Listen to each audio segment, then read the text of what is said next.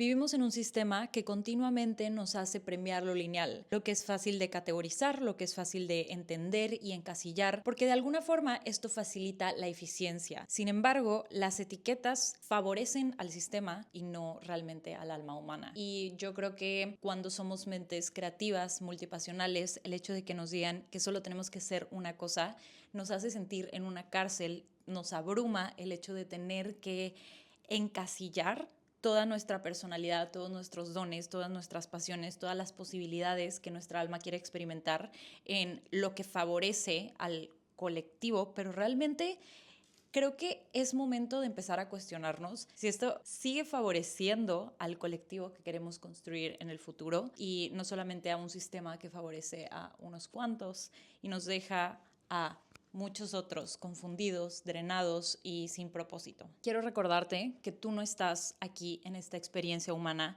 solamente para encajar, sino para aprender a expresarte, a encontrar todas esas pistas que tu alma te va dejando en el camino y que es tu labor, el acto de amor más grande que puedes hacer por otros, el realmente escucharte y atenderte. Y creo que al final de cuentas, el tomar el tiempo de cuestionarte lo que te han impuesto toda la vida es un acto revolucionario y creo que hoy más que nunca es necesario responder a ese llamado y tener la valentía de atrevernos a seguir eso que queremos hacer y que desde niños tenemos esas semillas plantadas por cuestiones de la vida, por cuestiones de las cosas que se van presentando en nuestra experiencia, lo vamos ignorando, lo vamos apagando o lo vamos como poniendo muchísimas capas de condicionamiento aprendido. Y no creo que sea ninguna coincidencia como es que cada vez más personas estamos reconociendo esta verdad en nosotros y buscando herramientas para poder integrar nuestras diferentes pasiones, nuestros diferentes intereses, nuestros diferentes dones y talentos. Creo que el mundo necesita que seamos leales y fieles a nuestra verdad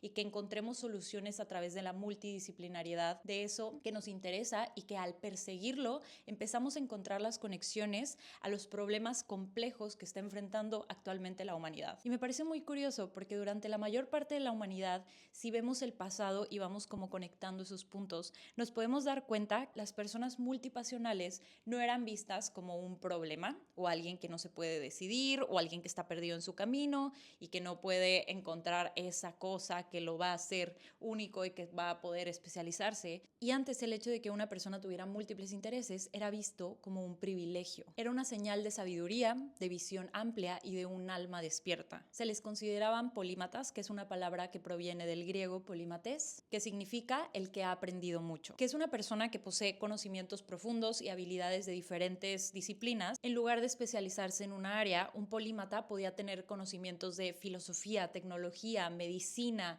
música, arte. Esta misma capacidad de tener interés por diferentes temas y disciplinas lo hace encontrar conexiones donde otros pueden ver separación. Porque al final de cuentas, todo en esta vida está conectado de alguna forma. Y el mejor ejemplo que tenemos en la historia de un polímata y de una persona multipasional es Leonardo da Vinci, el artista que pensaba como ingeniero y viceversa.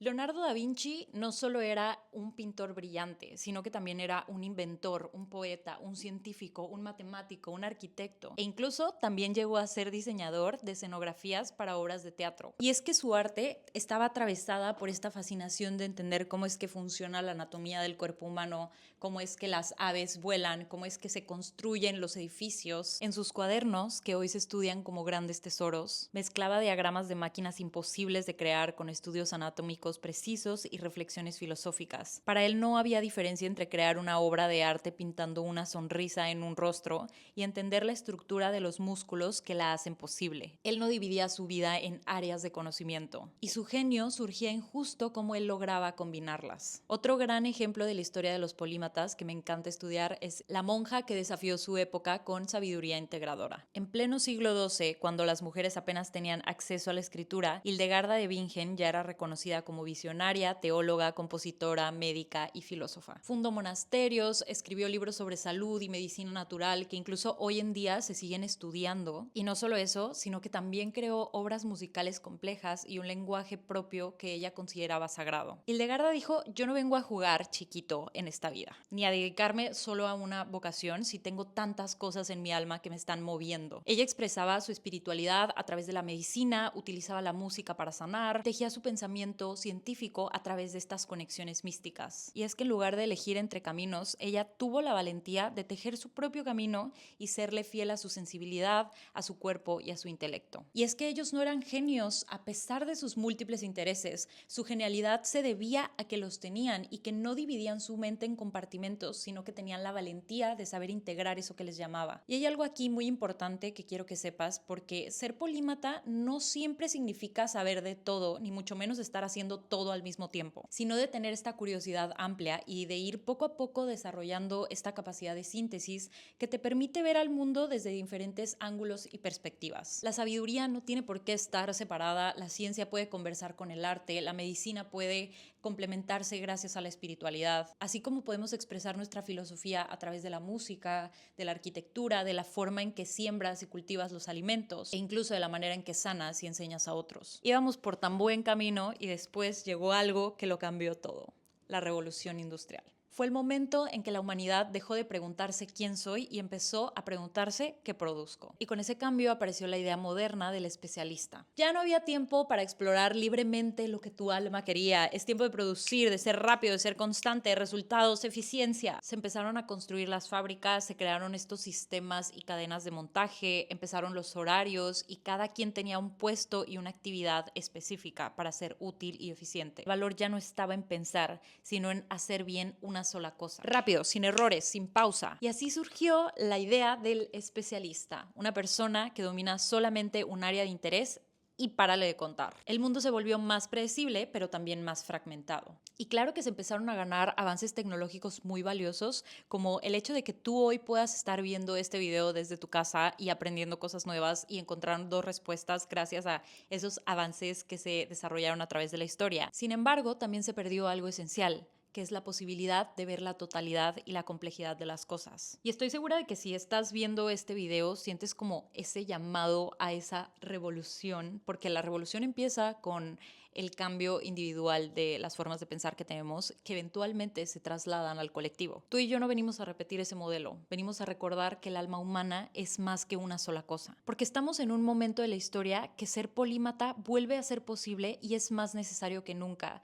Y justo hoy es importante aprender a narrar nuestra historia. Y hay una teoría que me encanta que logra explicar esto de forma muy precisa, que es la teoría del péndulo. Esta teoría dice que la humanidad se va moviendo en ciclos, como el movimiento pendular de un lado a otro, y este equilibrio no es estático, sino dinámico. Por un lado, tenemos esta amplitud de los polímatas que exploran diferentes áreas de interés, que conectan ideas, que tienen como esta capacidad de intuición y de integración. Y después el péndulo va hacia el otro extremo, que es la profundidad del especialista, que perfecciona, que sistematiza y que lleva un tema hasta el fondo. Y ningún lado es mejor o peor, sino que son fases naturales y necesarias para la evolución humana. Sin embargo, el problema es cuando el péndulo se queda estancado de un solo lado, cuando olvidamos que el péndulo tiene que moverse para que haya vida, para que haya transformación, para que haya evolución y cambio. Hoy en día el péndulo sigue aferrado al lado del especialista a tratar de perpetuar un sistema que ya no se siente natural, ya no se siente que está funcionando para muchos de nosotros. Necesitamos más que nunca el regreso de los polímatas y de las personas multipasionales, porque el mundo que construimos del lado del péndulo de la especialización nos empieza a mostrar sus grietas. La ansiedad, el agotamiento, la desconexión, esta falta de propósito y este sentimiento de que el trabajo no es vida, es el reflejo de un modelo que nos enseñó a valorarnos solo por lo que producimos, a ignorar lo que sentimos, a desconectarnos de la intuición y a fragmentarnos solo por querer encajar. Vivimos en una era donde lo lineal ya no alcanza, ya no es la respuesta, ya necesitamos soluciones integrales, soluciones más amplias, soluciones complejas. Los problemas que tenemos hoy en día, emocionales, sociales, ecológicos, espirituales, necesitan miradas multidimensionales. Y esto solo puede ofrecerlo a alguien que ha vivido muchas capas, que ha explorado distintos lenguajes, que se ha permitido integrar su complejidad. Por eso siento que los multipasionales no solamente cabemos en el futuro, sino que somos parte de su diseño.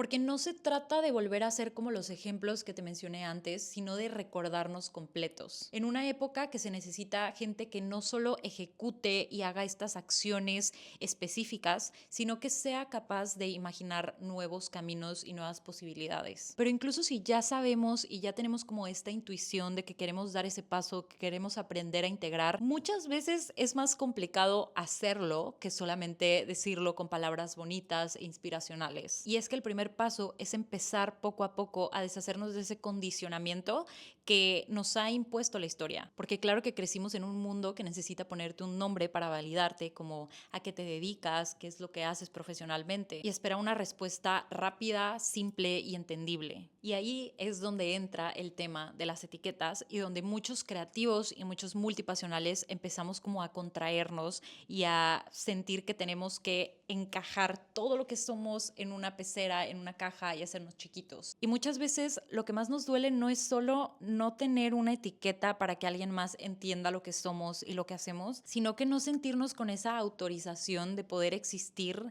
en más de una dimensión al mismo tiempo.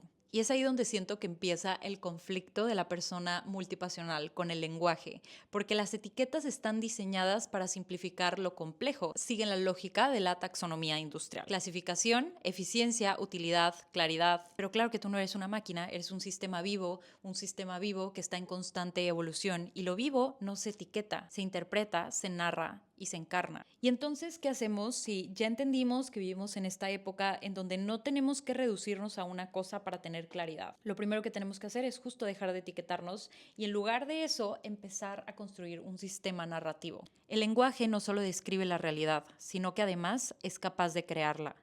Nuestra forma de hablarnos a nosotros mismos afecta tremendamente a nuestra manera de relacionarnos con el mundo. Es empezar por ahí, a crear una narrativa propia, como lo hizo Hildegarda en su tiempo. Un lenguaje sagrado que te ayude a entender y a honrar todo lo que eres y le dé sentido a lo que compartes con el mundo. La historia se conforma de historias. Y las historias se crean gracias al lenguaje. Empieza por honrar tu historia, tus caminos. Todo cambio y toda evolución se detona a partir de una acción bien simple, que es dejar de limitarte a través de tus palabras, porque las palabras tienen muchísimo poder. Quiero que este video te sirva como ese recordatorio de dejar de limitarte, de dejar de hablarte de forma confusa. No estás rota, no estás dispersa, no estás tarde. Nadie te ha enseñado cómo estar aquí antes y solo estás tratando de encontrar esa forma honesta y esa forma auténtica de vivir y de mostrarte y de saber integrarte. Y si este video te ayudó, aunque sea a encontrar un poquito de claridad, quiero decirte que estás exactamente en donde tienes que estar.